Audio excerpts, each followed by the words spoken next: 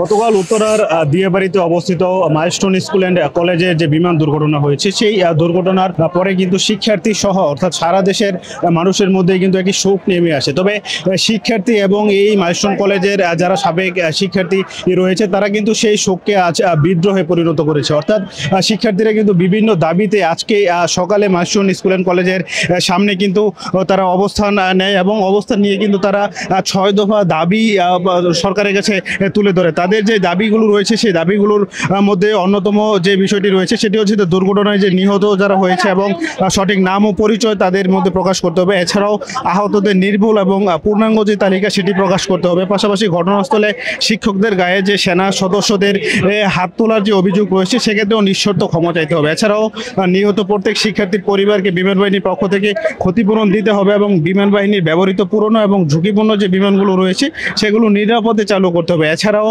বিমান বাহিনীর প্রশিক্ষণ ব্যবস্থা এবং প্রশিক্ষণ এলাকা মানবিক ও নিরাপদভাবে পুনর্বিন্যাস করতে হবে। আপনাদেরকে যদি এই মুহূর্তে একটু দেখাই যে উত্তরা দিয়াবাড়ি যে মেট্রো ডিপো রয়েছে তার সামনে যে গোল চত্বর রয়েছে সেখানে কিন্তু শিক্ষার্থীরা অবস্থান করছে। সকাল থেকে কিন্তু তারা এখানে অবস্থান করতে থাকে, অর্থাৎ 9টার দিকে কিন্তু তাদের এইখানে কিন্তু সমাবেশ করার কথা ছিল। এরপরে কিন্তু মাইকের মাধ্যমে কিন্তু সেনাবাহিনীর পক্ষ থেকে ঘোষণা করা হয়েছে যে এই এলাকায় কোনো ধরনের সমাবেশ করা নিষিদ্ধ। তবে সেই নিষেধাজ্ঞাকে উপেক্ষা করেও কিন্তু শিক্ষার্থীরা এই গোলচক্কর রয়েছে সেখানে তারা অবস্থান করে এবং অবস্থান করার পরপরই কিন্তু দেখেছে যে আইন উপদেষ্টা আসিফ নজরুল কিন্তু এখানে আসলে কিন্তু আসিফ নজরুলকে আসলে শিক্ষার্থীরা ঘিরে ধরে এবং তাকে বিভিন্ন ভুয়া স্লোগান দিয়ে কিন্তু তাকে অবরুদ্ধ করে রাখে। এক পর্যায়ে কিন্তু যে আইন উপদেষ্টা আসিফ নজরুল রয়েছে তাকে কিন্তু প্রশাসনিক ভবনের নিরাপত্তা দিয়ে কিন্তু সরিয়ে নেওয়া হয়েছে।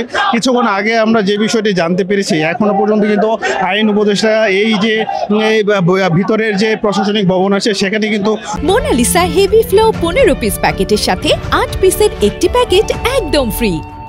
তিনি এখনো পর্যন্ত অবরুদ্ধ রয়েছে এবং যে ডিপো রয়েছে তার সামনে কিন্তু পর্যাপ্ত পরিমাণ পুলিশ মোতায়েন রয়েছে এবং ভিতরে কিন্তু সেনাবাহিনীরা অবস্থান করছে। পাশাপাশি কিছুটা দূরে কিন্তু আমরা লক্ষ্য করেছি যে এই স্থানে নিয়োজিত যারা সেনাবাহিনী রয়েছে, র্যাব, বিজিবি এবং এপিবিএনের সদস্যরা কিন্তু এইখানে কঠোর নিরাপত্তা দিয়ে ঢেকে রেখেছে এবং শিক্ষার্থীরা কিন্তু এখানে অবস্থান নিয়ে বিভিন্ন ধরনের স্লোগান দিচ্ছে এবং তাদের যে দাবি দাওয়াগুলো রয়েছে সেই দাবি দাওয়াগুলো মেনে না নেওয়ার আগ পর্যন্ত কিন্তু তারা এখান থেকে সরে যাবেন এমনটি আমাদেরকে জানিয়েছে। পাশাপাশি কিন্তু শিক্ষার্থীরা এই যে এখানে যারা সেনাবাহিনী এবং পুলিশ সদস্য রয়েছে তাদের মুখোমুখি একটা অবস্থানে তারা রয়েছে এবং বিভিন্ন যারা শিক্ষার্থী রয়েছে এই মাইলস্টোন কলেজের যারা শিক্ষার্থী রয়েছে এবং সাবেক এবং বর্তমান শিক্ষার্থী পাশাপাশি অন্যান্য বিশ্ববিদ্যালয় এবং স্কুল কলেজের যারা শিক্ষার্থী রয়েছে তারাও কিন্তু তাদের যে দাবি দেওয়া রয়েছে সেক্ষেত্রে একত্রতা প্রকাশ করে তাদের সাথে যোগ দিচ্ছে। আপনাদেরকে একটু জানিয়ে